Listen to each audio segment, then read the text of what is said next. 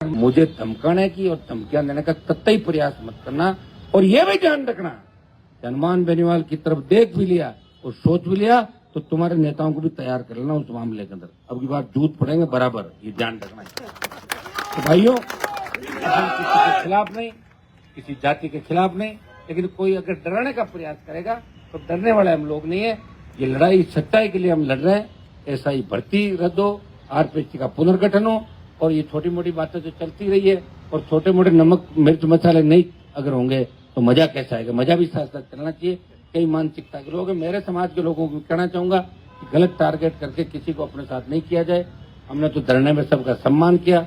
ना समझ बच्चे हैं, धरने से चले गए, क्या क्या बातें उन्होंने करी और बाहर जाके क्या क्या बातें करी, वापिस हम आना चाहते हैं, वापिस यहाँ कौन एंट्री कराएगा बताओ। तो वक्त होती है सारी बातें। तो भाइयों तैयार हो जाओ। मैंने तो राजपूत समाज के 3 टिकट दिए, 18 में दिए, 23 में दिए, उदयपुर में दिए, तमाम जगहों में दिए और आगे भी दूंगा। मैं आह्वान करता हूं कि राजस्थान की हर जाति हर वर्ग, हनुमान बेनीवाल की जो पार्टी है वो राजस्थान के सम्मान की लड़ाई लड़ रही है। तुम एक चीज को गलत मोड़ के मत ले जाओ। तो सही सही काम में तुम्हारे मैं साथ खड़ा रहा, उसकी लिस्ट भी साथ जारी करो। हनुमान जी यहाँ काम आए और यहाँ बयान दिया और उसमें मैंने महाराणा प्रताप और महाराज सूर्यमल जी दोनों का नाम लिया, तो 2 के लूंगा। और मैंने कोई नाम लेने का ठेका ले रखा है क्या? पहले तो ये बताओ, मुझे किसी ठेका दिया क्या कि ये नाम आप पढ़ोगे? दिन के बाद ठेका बोलते रहेंगे, बाकी कुछ नाम तुम भी तो लो, नहीं तुम किसका लोगे फिर नाम? सारे अगर मैं ले दूंगा तो तुम क्या करोगे? कुछ नाम तुम लो, कुछ जो वीर थे मजबूत उनके नाम मैंने ले लिए और कुछ बचे हैं। मेरा मूड सही होगा तो अगली बार और ले लूंगा, और नहीं होगा तो फिर नहीं लूंगा, दिमाग से भी निकाल लेना। तो बहुत बहुत आपको धन्यवाद। सीकर चूरू के मेरे नौजवानों को धन्यवाद कि आपने मजबूती के साथ इस आंदोलन के अंदर आए। और अब अलग अलग जिले वाइज हम लोग बात भी करेंगे और बात करने के बाद फिर 25 की जो हमारी रणनीति है उसके अंदर ये लड़ाई आर पार की लड़ाई, इसको सोच लेना। कहीं ऐसा नहीं हो कि टीवी पे देखो और सोशल मीडिया पे देखो और यहाँ मुझे कमजोर कर दो, ये कभी मत करना। ये अंतिम लड़ाई है। अगर खुश हो गए खुश, फिर मुझे मत कहना हनुमान जी नहीं लड़े। वो एक दिन जो 25 का है, जिस तरह एक दिन तुम घूमने के लिए आते हो, टहलने के लिए आते हो, मैच देखने के लिए आते हो, उसी तरह एक दिन राजस्थान के सम्मान के लिए खुद को आना पड़ेगा। मैं किसी जिला मुख्यालय पे आपको संबोधित करने नहीं जाऊंगा, आपको अपने आप आना है। कोई व्यवस्थाएं होगी, ऊपर बारी जगह देंगे, हर जिले के 2-2, उनसे बात करना। गाड़ी घोड़े साधन, जिनका खुद का साधन है वो तेल भरा के और 10 आदमी को लेके आएगा। लाओगे कि नहीं लाओगे? और मैदान को भर दोगे पूरा? आधा भर दोगे, उसमें भजनलाल जी करा देंगे हम तो पूरा छोड़ के। और अब ऐसा नहीं, अब की बात मैं चाहता हूँ झुंझुनू, चूरू, हनुमानगढ़, गंगानगर, यहाँ से बड़ी तादाद के अंदर नौजवान निकल रहे। तभी तो अपनी पार्टी साथ साथ लड़ाई लड़ रहे हैं, तो अपने पार्टी बना के लड़ाई लड़ रहे हैं। मैं संगठन समिति को कहना चाहूंगा 25 तारीख को इनकी भी ड्यूटी से राजधानी के अंदर 4 लाख स्टूडेंट है, उनके बीच हम जाएंगे और उनके बीच जाके और उनको भी हम लाने का प्रयास करेंगे। सब लोग यहाँ मिलजुल आए और रैली को ऐतिहासिक बनाए। निश्चित रूप से तेजाजी महाराज के आशीर्वाद से जीत आपकी होगी और निश्चित रूप से जीत होगी। आप निश्चिंत रहें। ईश्वर भी देख रहा है कि राजस्थान के अंदर एक ही व्यक्ति है जो ऑनेस्टी के साथ, ईमानदारी के साथ लड़ रहा है। बाकी तो राजस्थान को लूटने के लिए लड़ रहे हैं, पदों के लिए लड़ रहे हैं, थूके चाटते हैं, दिन में कुछ कहते हैं, दोपहर को कुछ कहते हैं, रात होती है उनके बयान बदल जाते हैं।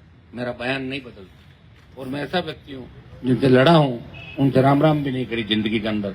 8 में वसुंधरा जी को देखा, उसके बाद 25 में एयरपोर्ट भी देखा, खड़ी थी मैं आया तो मैंने कहा मैडम की यही स्थिति हो गई, बताओ आप देखो किस तरह खड़ी है 15 लोगों को लेके। तो ये पोजीशन साहब किसी को अटेंड करना है, क्या स्थिति बताओ। मैं तो कहा था और जो कहा कर दिखाया कि वसुंधरा जी नहीं आएगी। अब भजनलाल आ गया तो मेरे हाथ में थोड़ी, मेरी सीटें अगर 15 आ जाती फिर कोई मुझे पूछता कि किसको सीएम बनाना है, कम ज्यादा पड़ते तो तुम्हारे हिसाब से बना देता सीएम। सीटें नहीं ना मेरे भाई। अब तो कैसे लड़ रहा हूँ मेरा जी जानता है। लोग एक बात तो लिखते ही लिखते हैं कि खिंवसर में भी हार गए। हारा कैसे तुम भी जानते हो, ना समझी की वजह से हार गया। बूढ़े लोग हैं, इतने समझदार नहीं, जल्दी जोश में आ गए, डीजे बजा लिए, सोच रहे बजे आ गए, धरती पे कब्जा कर लिया। वहीं डोलते रहे, डोलते डोलते वहीं ले जाके वापिस टिका दिया। जहां से आए वहीं रह गए। अब तो पश्चाताप होता होगा। समय निकलने के बाद पश्चाताप से कोई फायदा नहीं, समय पे साथ देना जरूरी होता है।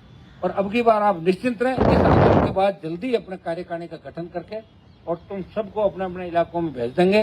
बस कभी कभी तुमसे मिला करूंगा महीने 2 महीने में, बाकी तुम्हें अधिकार खूब सारे देंगे कि लोगों को जोड़ो, शेड्यूल कास्ट, अल्पसंख्यक, ओबीसी, दूसरे हमारे भाई, हर वर्ग, हर समाज जो अच्छे लोग हैं उनको जोड़ के राजस्थान की सत्ता पर कब्जा करो, और सत्ता पर कब्जा कर लोगे नहीं तो कोई पेपर आउट होगा। और ये कोई बड़ा ऋण नहीं राजस्थान के, जो किसान का कर्जा एक झटके में माफ कर दो, दूसरी ओर कहीं से ले लो, आप घना ही पैसा मिल जाएगा। कर्ज माफ करो, फ्री बिजली दो, टोल फ्री करो, सम्मान राजस्थान के जवान का हो, सशक्त लोकायुक्त हो, ताकि बच्चों को इस तरह आंदोलन के अंदर नहीं जाना पड़े। अब तो आंदोलन पे भी बैन लगा दिया, शहीद स्मारक पर बैठोगे, सरकार की गुंडागर्दी देखो, शहीद सचिवालय की तरफ नहीं जा सकते हो क्या? यही दोगे आंदोलन। 3 स्टेडियम तुम्हें दे दिए, मुर्दों का बाग नहीं देना। तो धीरे धीरे सरकार ये भी कर देगी कि आंदोलन बंद कर दो। क्या कर लोगे? इंदिरा गांधी ने इमरजेंसी लगा के इतने जूते मारे, कुंवारों की नसबंदी कर दी थी उस समय, पता है तुम्हें? अरे ऐसा हमारी शादी को बोले पकड़ो इसको, कर दो नसबंदी। नहीं हो रहे बच्चे बेचारों का, भी बुढ़े हो गए, बुढ़ों की करती।